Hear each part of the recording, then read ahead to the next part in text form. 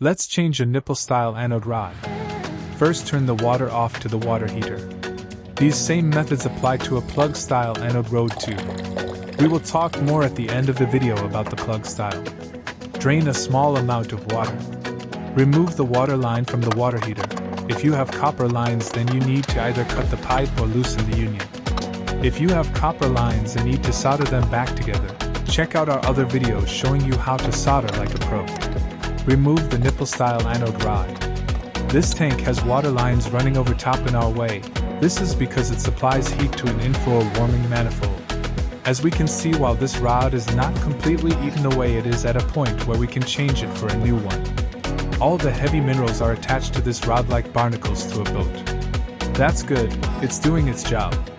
The very end of the rod is completely eaten away. When installing the new rod, wrap a couple turns of Teflon tape to help seal the threads. Look how much different the rods are.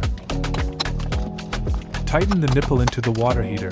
As always, do not over-tighten, just a firm snug up, and check the leaks once you have turned the water back on. Let's talk about plug-style anode rods now.